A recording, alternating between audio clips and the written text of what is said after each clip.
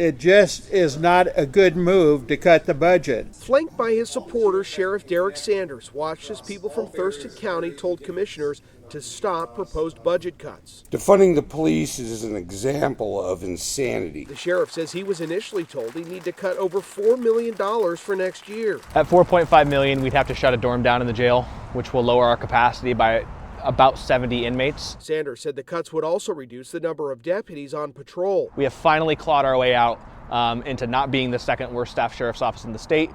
We have so many good employees who work for us, so many deputies who are truly motivated. Like a lot of local governments in Washington, Thurston County is facing rising costs and flat revenue. They initially had a budget shortfall of $37 million.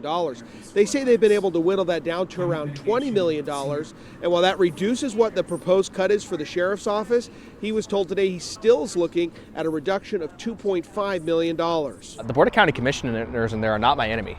Not even close. Sanders says state and national leaders have left local governments behind in funding for law enforcement.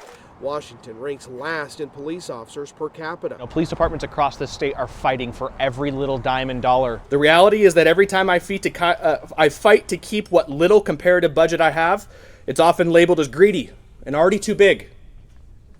This board has been instrumental in turning the sheriff's office around up to this point. We've seen a sheriff who's completely proactive towards crime, towards helping us feel safer, towards taking a real stand. John runs a business in Tumwater and says there's been a notable difference in the last 3 years, and he hopes progress isn't lost in a funding fight. I guess time will tell, and I think the message is we can either lead in Thurston County, the state, and be a really good example, or we can fall behind. In Thurston County, Jeremy Harris, KOMO News.